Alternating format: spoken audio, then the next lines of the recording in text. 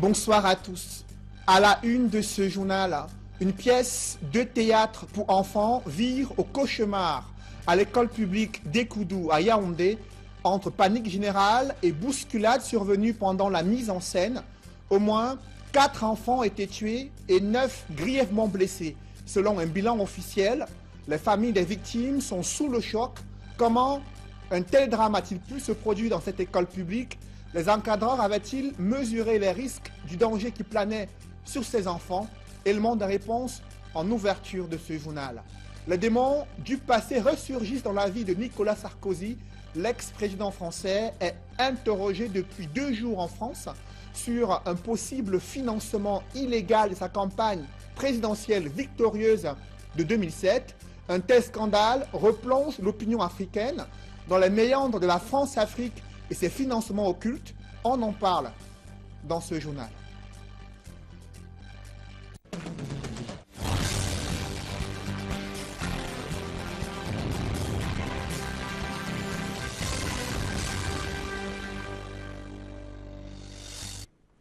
Merci de suivre cette édition complète de l'information sur Equinox Télévision. C'est la consternation totale après le drame survenu à l'école publique d'Ekoudou à Yaoundé.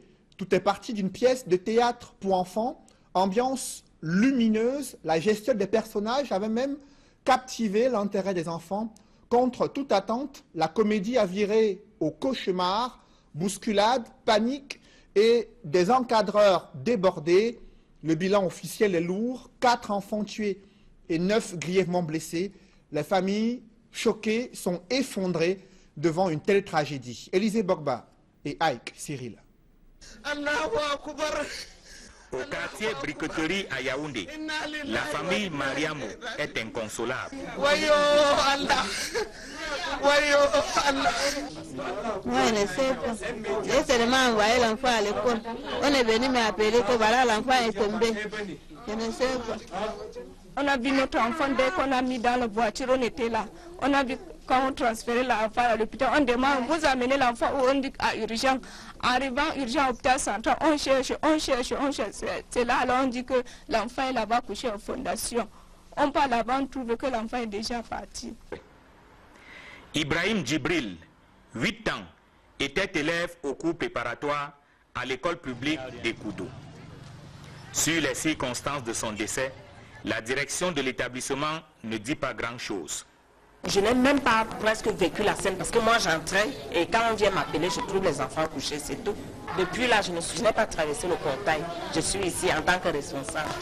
L'un des élèves ayant vécu la scène parle d'une pièce théâtrale représentée en classe de CE2 et pour laquelle chaque enfant devait payer 100 francs CFA. On a dit qu'on a mis 100 francs pour acheter les billets d'entrée. Après on a amené, on nous a donné les billets. Après les autres enfants qui ont payé et entré. Et nous on est resté derrière, on nous a dit qu'on attend. Les autres finissent avant qu'on entre. Après on a dit que les enfants qui n'ont pas payé ne regardent pas. Maintenant on prend la chicotte, les gens qui organisent ça, ils prennent la chicotte et commencent à chasser les enfants. Après les enfants commencent à tomber. On pétine les petits enfants, là, on pétine, les autres tombent évanouis. Des propos corroborés par le vigile de l'établissement. À un moment donné, je vois les gens qui font le théâtre, ils sont venus entrer dans la salle. Ils ont fait le tour dans la salle, récupérer ce qu'ils ont payé avec le ticket en main. On a allié les enfants ici, en temps dehors, puisqu'ils étaient pleins là-bas dans la salle de classe. À un moment donné, je vois comment ma directrice de groupe 4, elle est courue là en pleurant, elle est venue m'arrêter, elle est venue tomber devant moi. Je demande à madame, il y avait quoi? Elle me dit qu'il y a les enfants qui sont en train de mourir là-bas. Une bousculade s'est donc produite pendant la représentation théâtrale et a provoqué une situation de sauve qui peut. L'établissement est vidé de tous ses élèves pendant que les forces de l'ordre sont déployées à l'extérieur. La situation immaîtrisable à la section francophone de l'école publique d'Ekoudou provoque une panique générale à la section anglophone juste à côté. C'est la bousculade au portail. Chaque parent veut récupérer son enfant.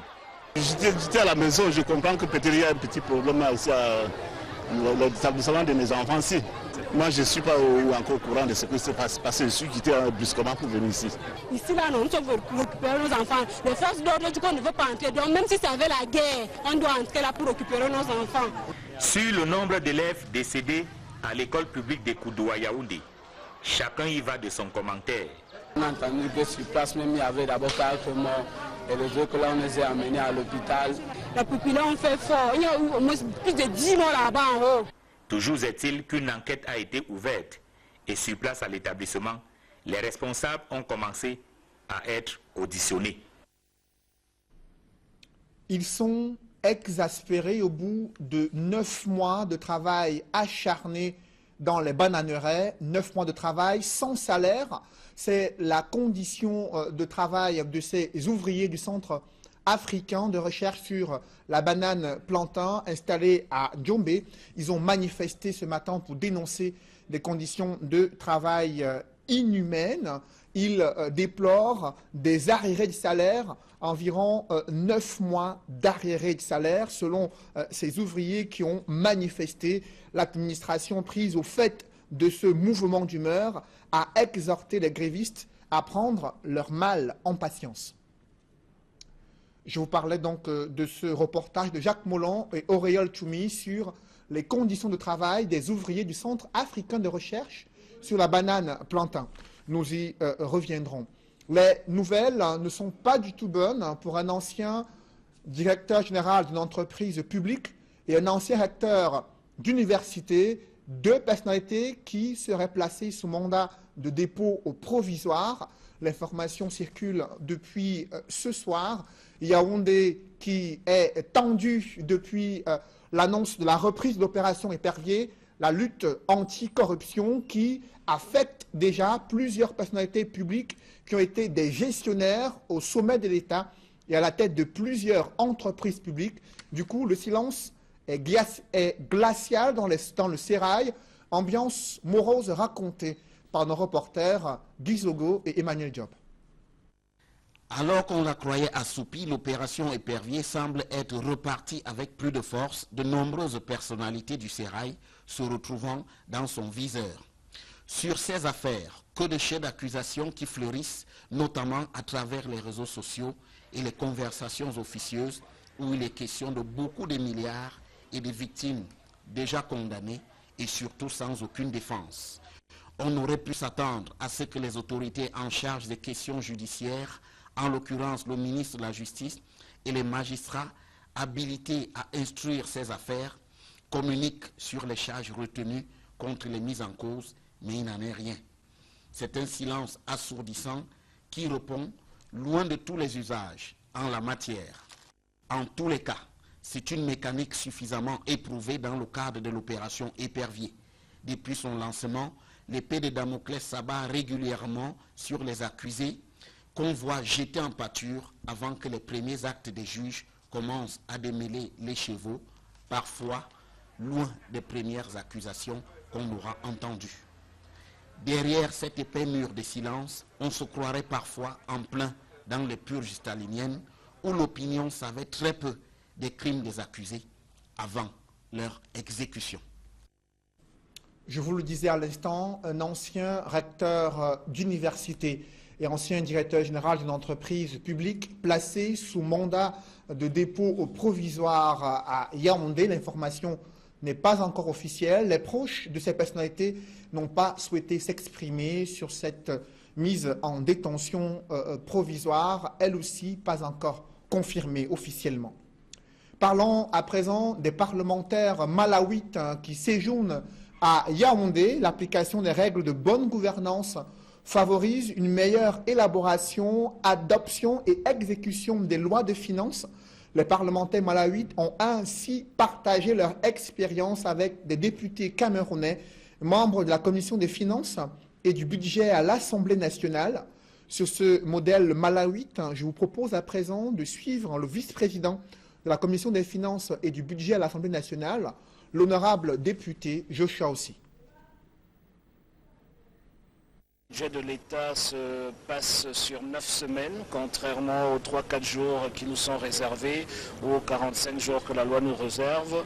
Ça donne le temps à toutes les commissions de l'Assemblée nationale d'examiner les parties du budget qui les concernent aussi et faire un rapport dessus. Nous avons par exemple appris que le processus budgétaire au Malawi est participatif, dont le ministre des Finances rencontre les populations à la base. Ils ont 26 districts, donc chaque année il choisit 4 au hasard, où il va rencontrer les populations à la base. Ces populations les aident à définir les priorités budgétaires. Il rencontre aussi les organisations de la société civile. Ils rencontrent ensuite toutes les grandes entreprises qui payent l'essentiel des impôts pour discuter de l'orientation du budget et surtout des recettes attendues. Et ensuite, ils s'assoient avec la commission du budget et des finances de l'Assemblée pour discuter encore une fois avant de commencer à produire son budget. Donc nous pensons que c'est des choses qu'on pourrait implémenter ici chez nous sans changer même la loi. Nous avons beaucoup appris et il est important de comprendre que le Malawi est très en avance sur plusieurs points quand il s'agit du contrôle d'action gouvernementale et des finances publiques. Évoquons une fois de plus le cri de colère de ces ouvriers du Centre africain de recherche sur les bananiers et plantains installés à Njombe. Ils ont déjà effectué 9 mois de travail acharné dans les bananeraies sans salaire. Ils ont dénoncé ces conditions de travail durant des manifestations survenues ce jour du côté de Njombe. Jacques Molon et Auréole Tchoumi. Je ne sais pas ce que je vais devenir dans ce pays que bien nous regarde. Où va le Cameroun? Où va le Cameroun? Le Cameroun de qui? La colère, le désarroi, l'expression difficile. Je suis malade, je n'ai plus moyen de me soigner. Alors que j'ai rendu beaucoup de services dans ce pays. Le dernier salaire perçu par les employés du Centre africain de recherche sur bananiers et plantains de Njombe remonte au mois de juillet 2017. Nous avons les arriérés de salaire. Avant ces arriérés de salaire, même nous avons d'autres arriérés qui datent depuis l'an 2000, qu'on n'a jamais eu. Et cette fois-ci, nous sommes à 9 mois sans salaire. Vous-même, vous pouvez imaginer ce que ça peut faire à une famille, passer 9 mois sans salaire. Que deviendront nos enfants qui ne sont pas en train de fréquenter maintenant? Pour la cinquantaine d'ouvriers du Carbap, il y a longtemps que le ciel a cessé d'être bleu. Plus de primes de rendement, aucune prise en charge maladie et la situation va de mal en pis. Nous sommes présentement là comme si nous n'étions même pas des Camerounais, alors que nous avons aussi droit à l'épanouissement. C'est vrai que souvent on nous aide à nous prêtant de l'argent, puisque quand on te soigne, après tu rembourses. Mais cette fois-ci, il n'y a même plus ça. Il n'y a plus de prise en charge, bien. Donc tu tombes malade, même sans salaire, il faut que tu cherches l'argent toi-même pour te soigner. La direction générale reconnaît les faits dans leur entièreté, mais dos au mur, elle promet. Et vous les avez vécus avec suffisamment de grandeur, avec suffisamment d'honneur jusqu'à présent. Donc patientez juste un peu pour qu'on en sorte de façon indéfinie. Même la nature n'est plus généreuse pour ce centre. Arbres et bananiers, eux aussi, ont plié sous le poids du temps. Les démons du passé ressurgissent dans la vie de Nicolas Sarkozy. L'ex-président français est interrogé depuis 48 heures sur un possible financement illégal de sa campagne présidentielle victorieuse de 2007. L'ancien président clame son innocence, mais des informations ne cessent de l'accabler sur ses financements dont l'origine serait du défunt guide libyen Muammar Kadhafi. Un tel scandale qui replonge l'opinion africaine dans les méandres de la France-Afrique et les financements occultes des candidats français aux différentes élections présidentielles. Des précisions dans ce reportage de Marcelin Gansot. C'est avec une résonance certaine que les démêlés judiciaires de Nicolas Sarkozy retentissent en Afrique et interpellent les consciences sur la nature des relations que la France entretient avec les pays africains, sachant que ces relations ne devraient en principe reposer que sur un jeu d'intérêts. Kadhafi se trouve dans une situation particulière, celle d'un isolement sur le plan international. Et Sarkozy lui offrait la possibilité de s'insérer une fois de plus à nouveau sur la scène internationale. Et l'on peut comprendre que ce sont des arrangements qui ont été faits. Kadhafi a fait un placement qu'il a réussi d'ailleurs, parce qu'on se souvient encore de l'accueil de Kadhafi à l'Élysée pour dire que les relations internationales sont déterminées par les intérêts des États. Et dans ce moment, Kadhafi avait intérêt à ce que Sarkozy devienne président de la République, et Sarkozy lui a rendu très bien. Alors maintenant, quelle est la leçon qu'on peut tirer des rapports entre l'Afrique et la France?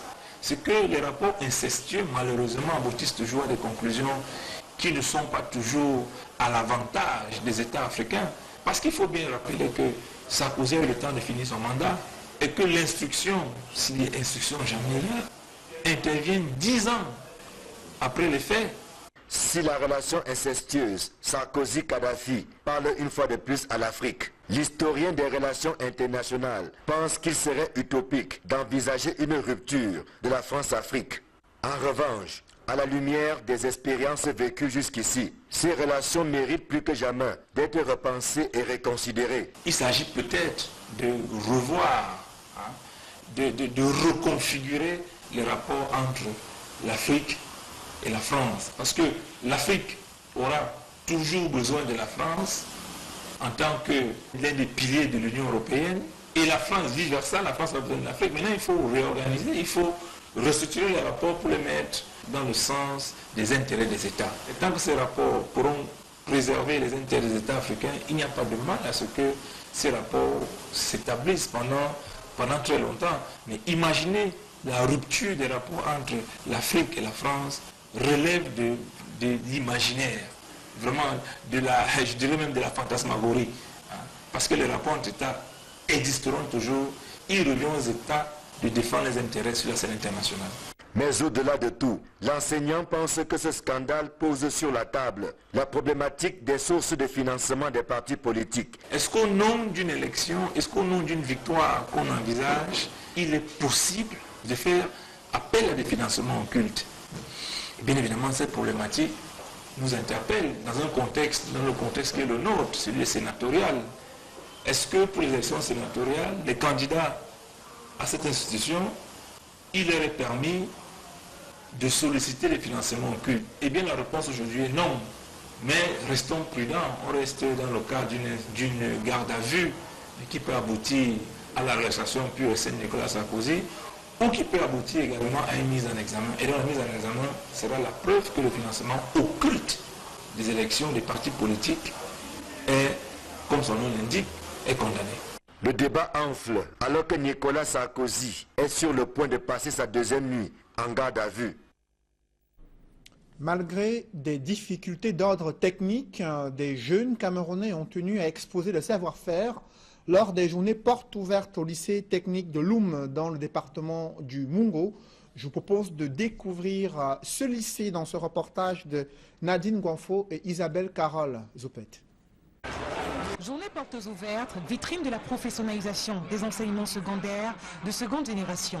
Tel est le thème des journées portes ouvertes qui se sont tenues dans les différents lycées techniques du Cameroun. Le lycée technique de Loum, dans le Mungo, région du littoral, rehaussé d'une dizaine de stands d'exposition, a permis de présenter les échantillons du savoir-faire des apprenants au public. Tout s'est déroulé sous la supervision du proviseur de ce lycée qui a invité les jeunes à opter pour l'enseignement technique. Je vais encourager tous les enfants, sinon la majorité, à faire l'enseignement technique. Parce que l'enseignement technique, véritablement, c'est l'école de demain. Au stand maçonnerie, Cuissy Rodrigue, élève en classe de terminale F4 au lycée technique de Loum, explique avec passion le choix de sa filière. Ce qui m'a motivé à choisir la maçonnerie, c'est parce que c'est une branche qui m'a plu depuis quand j'étais petit. Le fait de voir des grands édifices. Ces journées portes ouvertes, devenues une tradition, sont un moyen de développer l'esprit entrepreneurial.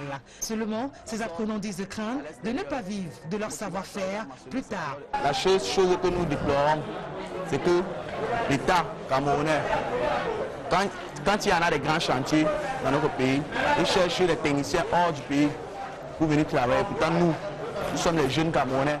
Ces expositions se sont faites en présence du sous-préfet de cette localité qui a à cet effet encouragé les jeunes de continuer à développer leurs compétences professionnelles dans différents domaines.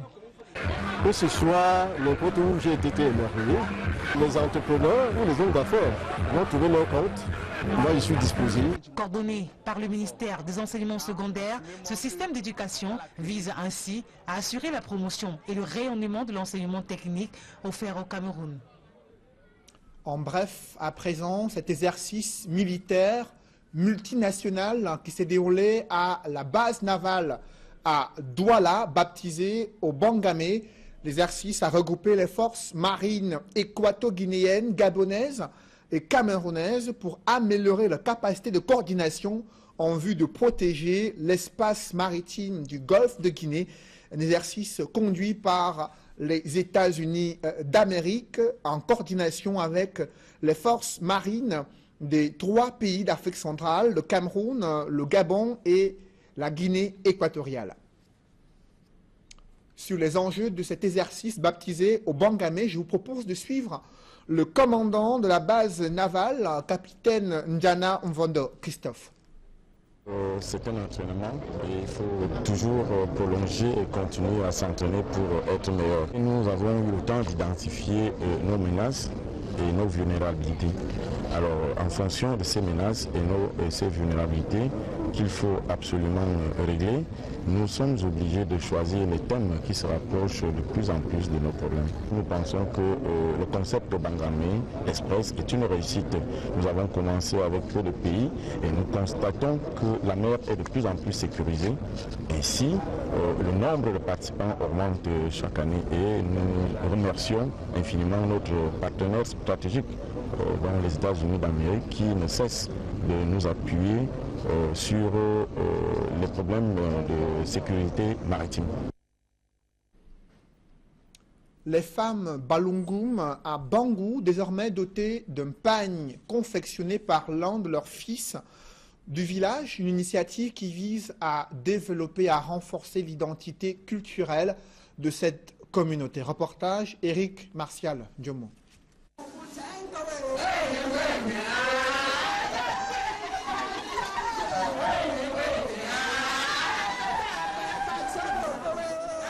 Danse et célébration au sein de la communauté Balungu de Douala. Les femmes de ce village, situé dans le département des Hauts-Plateaux, ont reçu des pagnes confectionnés par une entreprise de la place et qui feront désormais office de tenue pour les événements officiels les impliquant. L'inauguration de ce pagne au foyer Balungu de Douala, situé au quartier Dakar, a été particulièrement courue. Les femmes issues des quartiers Tunkok, Titi, Ngwecha, entre autres, n'ont pas manqué de marquer leur reconnaissance aux donateurs Mwemba Sob Batswe Daniel. Nous sommes très satisfaits. Nous remercions M. le Président, le chef de la communauté, le chef de la communauté, le chef Mwemba, qui nous a offert ce pas. Nous prions les femmes Balungu de Douala qu'il augmente, qu'il ajoute beaucoup d'années à nos maris. Je leur dis merci pour tout ce qu'ils ont fait pour nous et merci pour tous ceux qui ont confectionné ces cabas pour nous. Ma joie est immense parce que c'est pour une première fois, je vois ce que je n'ai pas encore vu. Et je me dis que c'est un bon départ pour Balungu, pour tous les quartiers de Balungu, pour rénover, innover Balungu par tous les moyens. Et ça sera une continuité dans l'activité. Ce dernier situe son geste envers les femmes Balungu dans la lignée du développement et du rayonnement du village à travers celle-ci. Dans mon temps d'enfance, mon espoir était de récompenser ma mère, quoi que fasse. Malheureusement, je l'ai perdu très tôt. Et après, j'ai pensé que ce que je n'ai pas pu donner à ma mère, je l'aurais aux autres mamans. Donc c'est pour cette raison que j'ai pensé que au lieu de faire un immeuble, je vais penser à ma maman pour que ce soit une affaire immobilière. Le président de la communauté Balungu de Douala et plusieurs chefs de quartier présents à cette cérémonie d'inauguration ont magnifié le geste du donateur en promettant d'imiter le bon exemple. Ouais. Vous savez, Balungu hier vivait en famille. Aujourd'hui, nous sommes communauté et c'est un nouveau départ pour Balungu. Donc, ce pagne annonce un nouvel avenir pour le village Balungu, pour la communauté Balungu tout entière. Sentiment de joie, sentiment de fierté, dans le sens que nous venons aujourd'hui pour accompagner l'œuvre de M. Mwemba Somba Sui-Daniel. C'est le moment ici pour nous, n'est-ce pas, d'honorer la femme. Vous savez, dans la vie, tout passe par la femme, tout commence par la femme et tout se termine par la femme. Et notre présence, le but pour nous d'être ici aujourd'hui, en fait, c'est quoi? C'est d'accompagner Mwemba Somba Sui dans ses idéaux qui sont pour moi les meilleurs et promettre à nos mamans que nous copions, n'est-ce pas, les bonnes manières de Mwemba Somba et qu'à l'avenir nous ferons mieux. Après Douala, les femmes Balungu des autres villes et villages du Cameroun recevront à leur tour ce pagne, nouveau décor textile dans la sphère culturelle déjà assez riche des Balungu. Mesdames, Messieurs, c'est la fin de ce journal. Merci de l'avoir suivi. Je vous souhaite une bonne soirée sur Equinox Télévision.